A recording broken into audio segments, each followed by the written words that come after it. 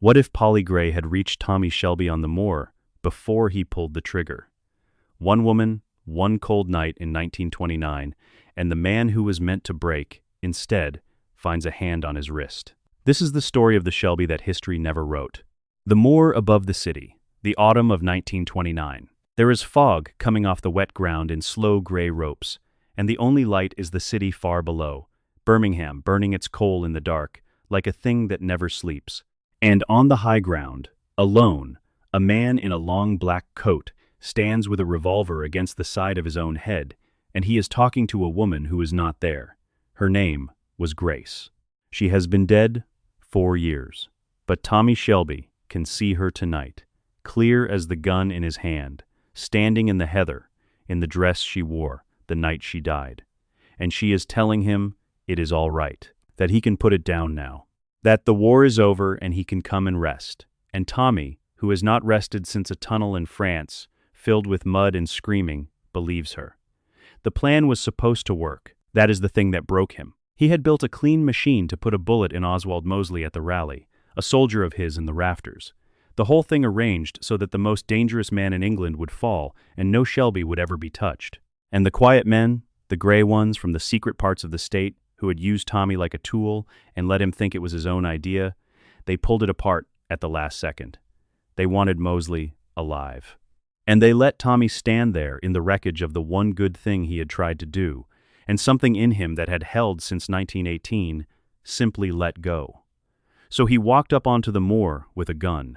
In the life that was, he stands there until the dawn comes gray and useless, and he does not pull the trigger, but the man who walks back down the hill is hollowed out, and the next 4 years eat him alive, the daughter in the ground, the false diagnosis, the brother shot at a wedding, the long fall into the fog. In the life that was, this is the night Thomas Shelby started dying in earnest. But here, in the life that might have been, there is a second set of footsteps in the heather, because Polly Gray has buried too many of her own to sleep on a night like this. She woke at 3 a.m. the way she always wakes when the family is in danger, the old gypsy instinct that has never once been wrong, and she found Tommy's bed cold and his car gone and his revolver missing from the drawer, and she did not telephone anyone. She drove herself up the bad road in the dark, because some things you do not delegate, and she comes over the rise with her coat wrong buttoned and her hair down, and she sees her nephew with a gun to his head, and she does not scream, and she does not run. She walks, slow, the way you walk toward a horse that has been frightened. "Hello, Tommy," she says. He does not turn. She's here, Paul. Grace. She's come for me. She says I can stop now. "I know she has." Polly stops 3 feet away. Close enough. Not too close. "She always did come when you needed letting off the hook. That was her trouble. She loved you too soft." A breath. "I'm not gonna love you soft tonight, son. I'm gonna love you the other way. The way that costs." There's no angle left, Paul. His voice is a child's voice. I've looked. 40 years I've found the angle and there's none here. They took it off me. The one clean thing. They wouldn't even let me do the one clean thing. "No," She says. they wouldn't. Because you trusted men in gray suits to let you kill a monster, and gray men keep their monsters. You were wrong about that. You're allowed to be wrong, Tommy. You're not allowed to be dead. And then she does the thing that no one else in the world would dare. She closes the last 3 feet, and she puts her hand not on the gun, but on his wrist. Gentle, the way you take the hand of a man you have known since he was in short trousers. And she says, "Give it to your Aunt Pole. There's a good lad. You've carried it long enough." and for a long moment the whole world hangs on the cold metal between them. The fog moves. The city burns below. Grace in the heather says nothing now, because the dead go quiet when the living finally show up. And Tommy Shelby lets the gun come down. That is the divergence. That is the hinge on which the whole decade turns. In the life that was, no one came, and the gun came down on its own and meant nothing. And a broken man walked back into the world to break everything he touched. But here, a woman with a silver streak in her dark hair drove up a bad road in the dark and put her hand on his wrist. And a man who was meant to start dying instead starts, very slowly, in a way he will fight every step of, to live. She does not take him home that night. That is the first clever thing she does. She knows that a man who has just handed over his own death cannot go back to a house full of people who will look at him and know. So she drives him to the small cottage out past Arrow House that nobody uses, and she lights the fire herself, and she makes tea that neither of them drinks, and she sits with him in the cold until the dawn comes, and they do not talk about the gun. They talk about France. They talk about his mother.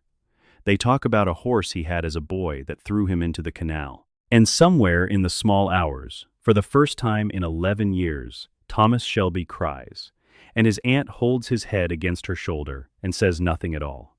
Because some griefs do not want words, they only want a witness.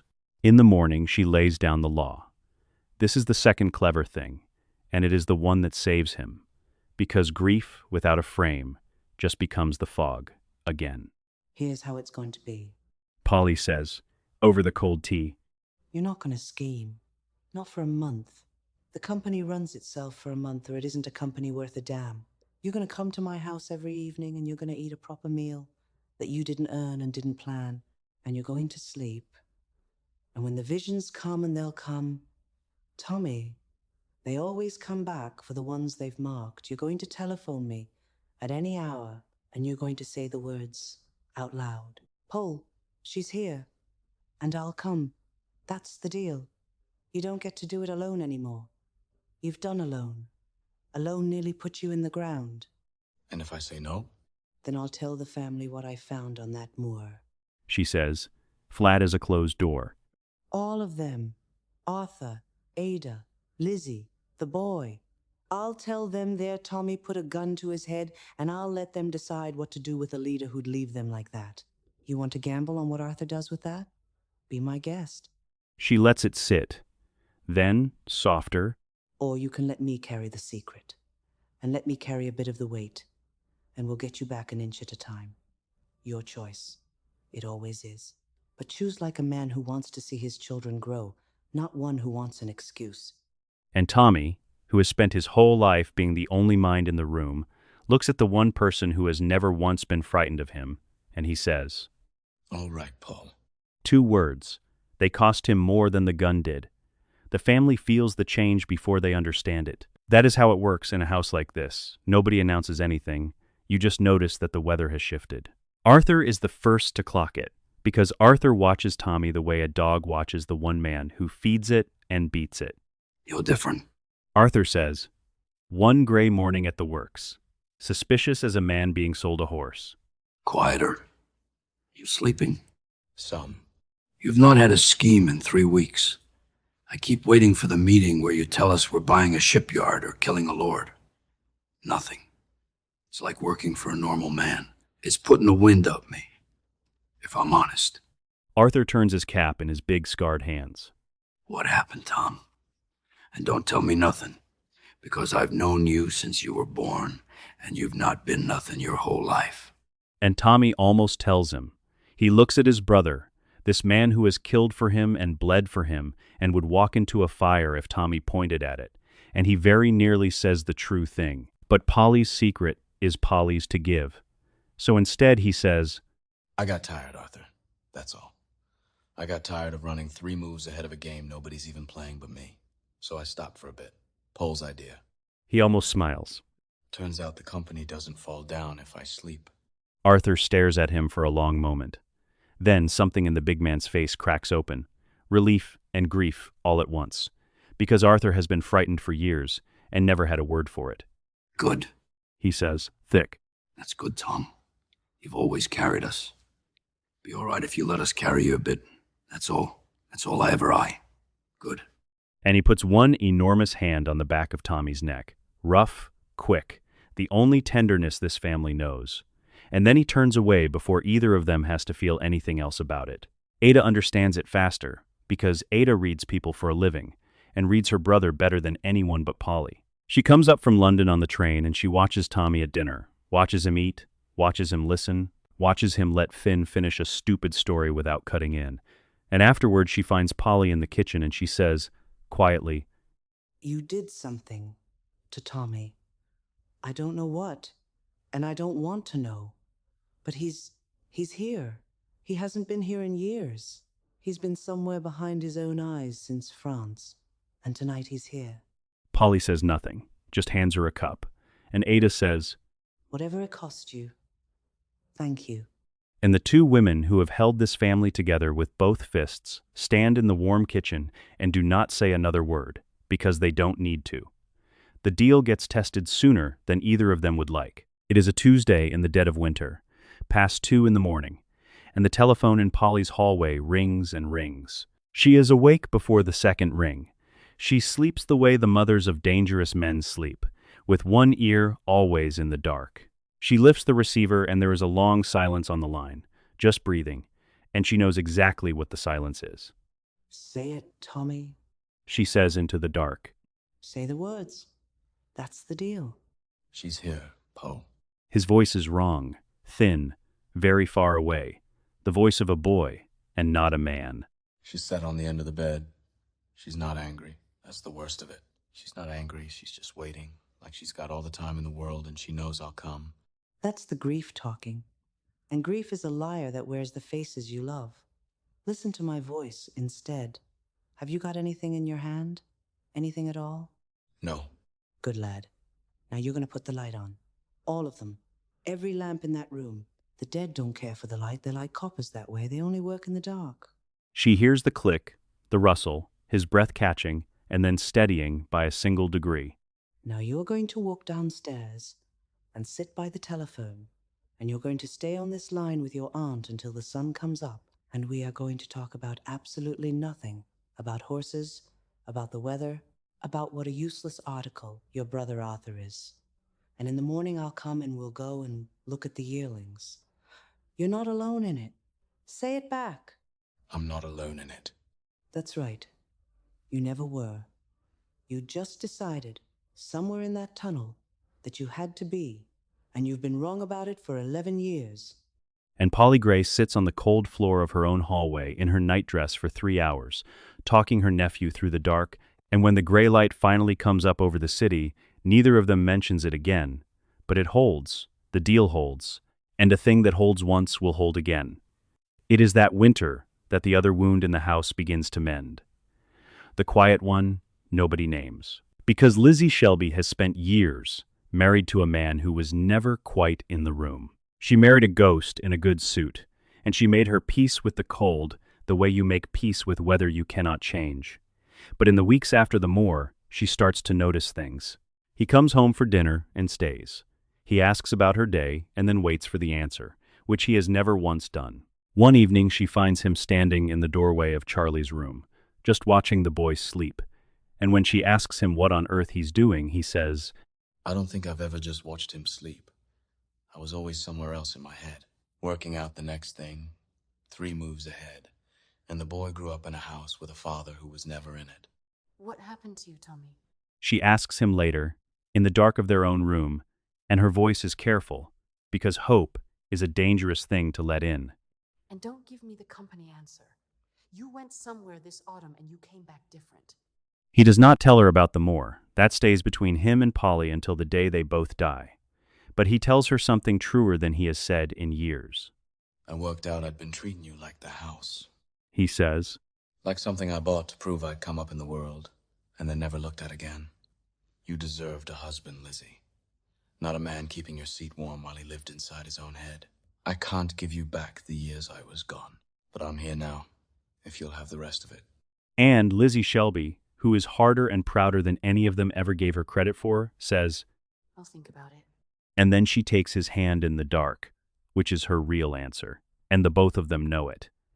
But a saved man is not a finished story. It is the start of the bill. Because the world that drove Tommy onto that moor does not go away just because he came back down it. The quiet men still want their tool. And Oswald Mosley is still out there, building his movement, all teeth and certainty. And now there is a difference that the gray men have not accounted for. The man they tried to break is not broken.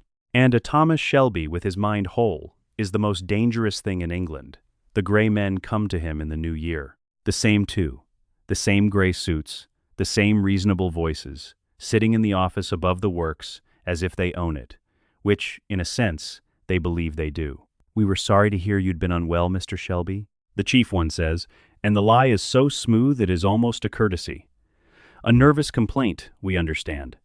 The strain of public life. It happens to the best men. We trust you're recovered enough to be useful again. In the life that was, this is the meeting where a hollowed-out Tommy lets himself be steered, because a broken man will grab any hand, even the one holding the leash. But the man across the desk tonight has slept. He has eaten food he didn't plan. He has an aunt who telephones him every morning at 7 and asks him one question.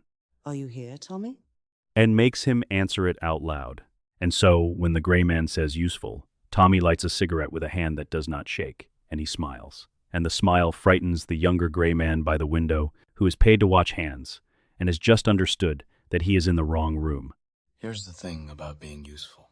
Tommy says, A tool doesn't get a say in what it builds, but I'm not a tool anymore. I had a long night a few months back where I nearly handed you the last thing I owned, and a wiser person than either of you talked me out of it. So I've had a think, and I've decided I'm done being your hand. You want Mosley watched? Watch him yourselves. You want him used? Use him, and find out the same thing every man finds out who thinks he can ride that particular tiger. He leans forward. You came here to put me back on the leash. I'm telling you the leash is off, and a Shelby off-the-leash gentleman is a thing this country has not seen yet. They leave less certain than they came. It is a small thing, but small things, in this story, are the cracks where the future gets in. The gray men do not take it well, and within the month, they show their teeth. A contract the Shelby Company has held for years, government haulage. The kind of dull, legitimate work Tommy had been building toward to make the family clean is suddenly, quietly, awarded elsewhere. A licensing application that should have been a formality is lost in an office in London. A word is had with a newspaper, and a story appears hinting that the member for South Birmingham has friends in the criminal underworld, which is true, and was never going to be printed until Tommy stopped being useful. It is a squeeze, the patient, bloodless squeeze of men who have never had to raise their voices because they own the rooms where the decisions get made. In the life that was, a hollow Tommy would have met this, with the France answer a threat, a body, a war he could not win, against the whole machinery of the British state, and it would have finished him. But the man who reads the morning papers now reads them with a clear head and an aunt at the breakfast table, and Polly looks at the planted story and says, They're trying to make you do something stupid, Tommy. That's all this is. They can't put you on a leash anymore, so they're trying to get you to put a noose on yourself. Don't give it to them. A frightened man fights. A clever one waits and lets the other fella overreach. So Tommy does the thing that costs a proud man the most, which is nothing. He does not retaliate. He lets the contract go. He lets the story run, and he answers it not with a threat, but with the truth, standing up in a hall full of his constituents and saying, They'll tell you I've got friends among bad men. I have. I grew up in Small Heath, same as most of you, and there were no other kind of friends to have. The men in London who are whispering it now, they sent us into the tunnels in France to die for them, and they've not done a thing for a street like ours since. So you decide who you trust. The man who came up off your own row, or the men who only remember Birmingham exists when they want something buried. And the hall roars, because it is true, and because a working city knows the sound of its own when it hears it. The gray men learn, that winter, that a Thomas Shelby with his mind whole cannot be squeezed into a mistake, and men who cannot be made to overreach are the one kind the secret state has never known what to do with. And then Tommy does the thing a broken man could never have done. He goes after Mosley properly. Not with a rifle in the rafters that was the wound talking, the France answer, the all or nothing of a man who half wanted to die in the attempt. He goes after Mosley the way Polly taught him to fight when he was young and still listened. Cold, patient, sideways, with money and paper and time. And he does it with the family whole around him, because that is the second gift of the Moor. A Tommy who didn't break is a Tommy whose family didn't fracture, and a fractured family was the only thing Mosley ever had going for him. There is a night Mosley comes to court him, the way he courts every man with money and menace, and he sits in the same chair the gray men sat in and makes the same mistake they made. With a future, Mr. Shelby. Mosley says, all charm and cold eyes. And the future rewards the men who fund it early. I'd hate to see a family with your history end up on the wrong side of what's coming. And it is Polly, who Tommy has brought to the meeting on purpose, who answers before Tommy can. She has been sitting in the corner like furniture, the way men like Mosley always let women be furniture. And she says, in a voice like a closing ledger, We've been on the wrong side of everything that's ever come, Sir Oswald. The wrong side of the war. The wrong side of the law. The wrong side of every man who ever thought a poor family from Small Heath would lie down and be grateful. She stands, slow, and she is magnificent, and Mosley actually flinches. You're not the future. You're the same old thing in a black shirt, a frightened man who needs other frightened men to feel big. We've buried bigger than you.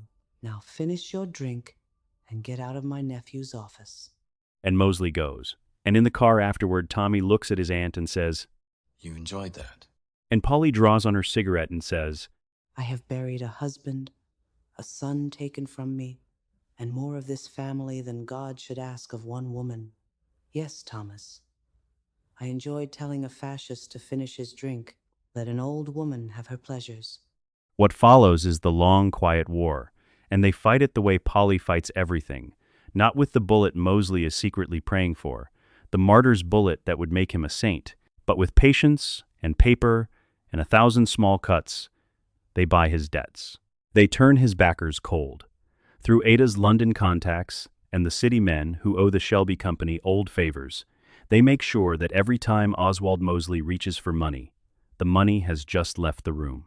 He rises anyway, because history is bigger than one family, and the 30s are a dark decade everywhere. But in this England, he rises poorer, slower, watched, and always, always a little short. And a movement that is always a little short is a movement that never quite catches fire. That quiet war has a field general, and it is Michael. Polly's boy has a mind like a blade, and a ledger where his heart should be, and a Tommy who is present enough to actually see the people around him finally puts the blade to its proper use, instead of leaving it to rust in resentment. He sends Michael into the city with Ada, and the two of them go through Oswald Mosley's money, the way a surgeon goes through a body. He's all front, Tommy. Michael says one late night at the long table, the documents stacked to the lamp.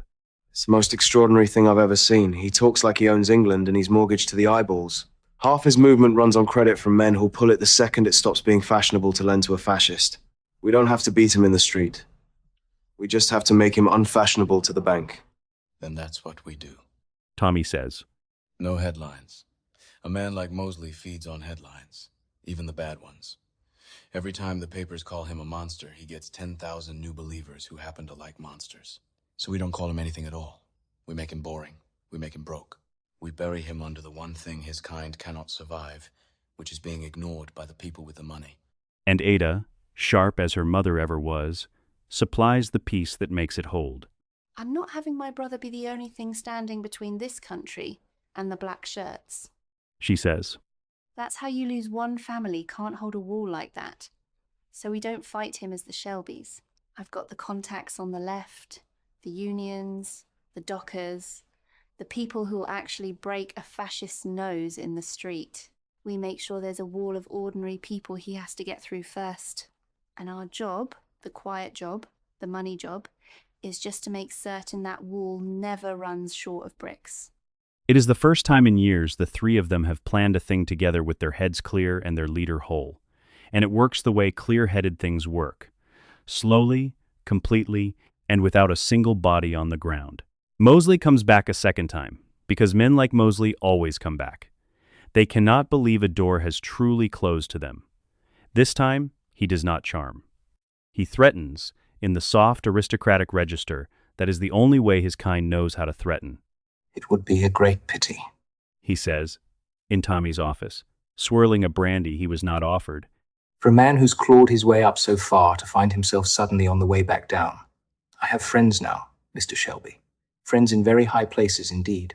And Tommy, who once would have answered exactly this, with a rifle in the rafters, and a ruined plan, and a long walk up a moor in the fog, answers it instead the way his aunt taught him when he was young and still listened. He leans back. He takes his time. He is a man with all the years in the world now, because somebody gave them back to him.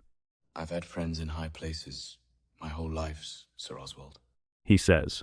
They sent me down a tunnel in France to die for them when I was 24 years of age. I came back.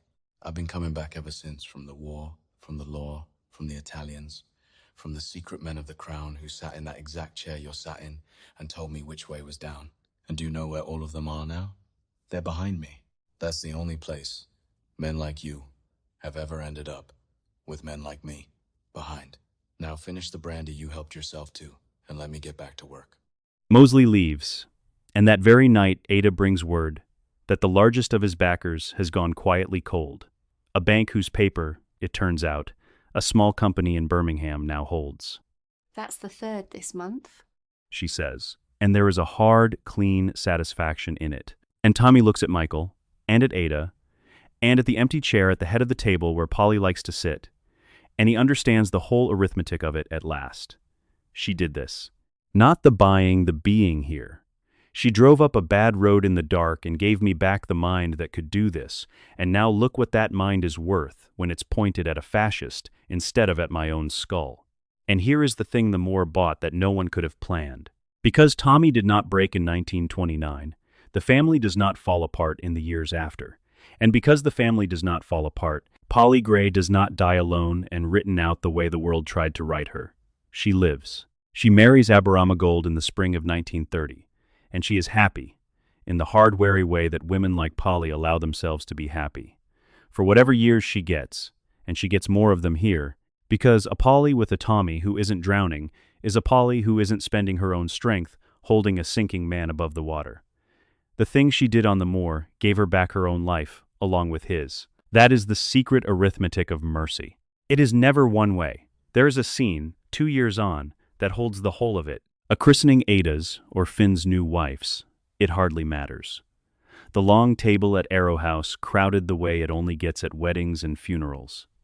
Except this is neither. This is just a Sunday with a baby in it. Arthur at one end carving badly and arguing about it. Lizzie watching Tommy across the room with an expression she has not worn in years, which is the look of a woman who has stopped waiting for the other shoe to drop. Michael and Finn finishing each other's sentences.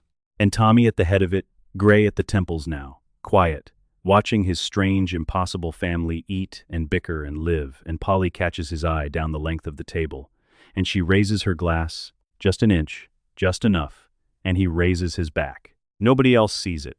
Nobody else needs to. It is the whole story in a held glass. I came up the bad road in the dark, and you let the gun come down. And look what the both of us got to keep. There is a cost, because there is always a cost in this family. The world does not hand the Shelbys a clean victory, and never has. The quiet men do not forgive being told the leash is off. They make Tommy's political life hard. They close doors. They whisper to the newspapers. And there is a season, in the middle of the decade, where it nearly breaks the other way, where the pressure of the state and the rise of Mosley and the old darkness in Tommy's own head all come at once, and he stands one night at the window of the Birmingham office with the old flat look in his eyes, and Lizzie finds him there and is frightened in the old way. But this time he does not climb out of the window. This time he picks up the telephone and he dials a number he knows by heart, and when his aunt answers at the other end, he says 4 words into the dark. Paul, she's here. And Polly says, I'm coming, son. Don't you move. and he doesn't. He waits. He has learned to wait. That, in the end, is the entire difference between the life that was and the life that might have been. Not that the darkness never came back, because it always comes back, for the ones it has marked, but that this time there was a number to dial, and a woman who would answer, and a man humble enough, finally, to make the call. The years run on, the way years do, and the difference compounds. Finn, the youngest, the one who in the life that was grew up watching his brothers break and tried far too hard to become them, grows up here watching his brothers hold instead. He watches Tommy choose the telephone over the gun. He watches Arthur stay sober more days than not, because a steady Tommy is a steady anchor for a man who has always needed one to keep from drifting onto the rocks. And Finn becomes, slowly, the thing none of the older ones quite managed to be. A Shelby who is dangerous when he has to be, and ordinary when he doesn't. A man with a wife and a future, and a name that means something without it costing him everything he is. You lot had it hard. Finn says to Tommy one evening near the end of the decade, the two of them watching the works empty out at dusk. You came back from the war in bits, and you built all this out of the broken pieces. I came up soft, because you made it soft for me. I used to be ashamed of that. Used to think I had to go and get myself bloody to be a real Shelby. I'm not ashamed of it anymore. And Tommy, who bled for exactly that and never once let himself know it, has to look out the window a long moment before he can find anything to say back. And because Thomas Shelby is still standing mind whole, family around him, the dark dialed down to a thing he can outlast, instead of a tide that drowns him, he is still on his feet when the decade turns, and the real darkness comes, the one no family can buy off or starve out, the one that arrives in 1939 with bombers and blackout and the whole world at war for the second time in his life. The thing Oswald Mosley dreamed of building in a black shirt arrives instead wearing a foreign uniform, and England has to fight for its life all over again. And there are men and women in Birmingham who remember that before the bombs and the rationing and the long terror of it, one ruined soldier and his iron-spined aunt spent a whole quiet decade making certain that the English face of that darkness never got the money or the momentum to take root here at home. They do not get a statue for it. People like the Shelbys never get statues. But the thing they starved through the 30s is not standing at the door to open it from the inside when the 40s come knocking. And that absence, the fire that never caught, the door that stayed shut, is its own kind of monument, the kind that only the people who built it will ever be able to see. There is a last image before the reflection, and it is an ordinary one, which is how you know it is true. It is 1938. Tommy is gray now, properly gray, and he no longer bothers to pretend the shake in his hands is anything but what it is. He and Polly stand together in the garden at Arrow House, both of them in good coats against the evening cold, watching the light go down red over the fields. Aberama is inside by the fire. The family is loud and warm and unbroken through the glowing windows behind them, every one of them alive and accounted for who, in another and colder telling of this story, would long since have been lost. And Tommy says, quietly, You know I'd be dead, Paul. 9 years. Near enough. I'd have been 9 years in the ground if you hadn't come up that road in the dark. And Polly Gray draws on her cigarette, and the silver streak in her hair catches the last of the light, and she says, I know it. But you'd have done the very same for me, and don't you dare tell me different. That's the whole of what a family is, Tommy. When you strip away the blood and the bad business and the raises and the caps, it's only ever people taking turns to come up the road for each other in the dark. I came up it for you. One day, it'll be someone coming up it for me. And one day the children in that house behind us will come up it for each other. And they'll not even know they learned how. On a night that none of the three of us will ever once talk about. She puts her hand, briefly, on his arm, the same place, the same weight as that first cold night on the moor. We did all right, son. Out of all of it. This bit the two of us stood here in the cold with the lights on behind us. This bit we got right. And here is the one reflective passage, the soul of it. We tell the story of Thomas Shelby as the story of a man who saved everyone. The family, the company, the city, himself. Always himself, alone, by being cleverer and harder and 3 moves ahead. But that was never the truth of him. And on a moor in 1929, the truth came due. A man cannot save himself from the dark. No one can. The dark is not an enemy you can outthink. It is a tide, and the cleverest man in England drowns in a tide exactly as fast as the stupidest. What saves a man is not his own hand on the gun. It is another hand on his wrist. It is somebody who loved him enough to drive up a bad road in the dark and refused to let him be alone with the worst of himself. That is the whole of it. That is what a family is, stripped of all the blood and the business and the razors and the caps.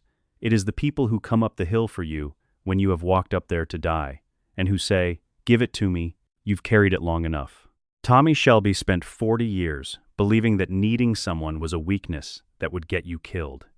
It took a gun against his own head and his aunt's hand against his wrist to teach him the only thing he never wanted to learn, that the strongest thing a hard man ever does is let himself be saved.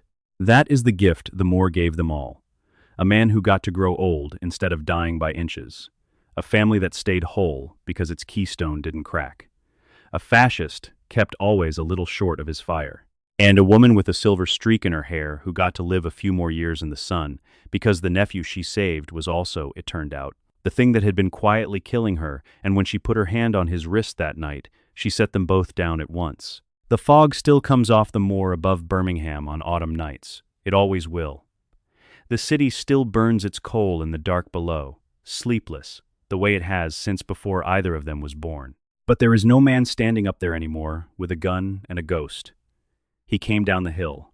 Somebody made sure of it.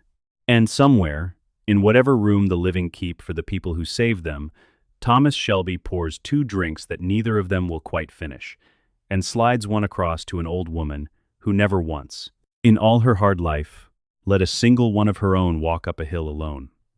That's how it might have gone, the Shelby story the world never got to see. Birmingham is full of roads not taken, and we walk them here.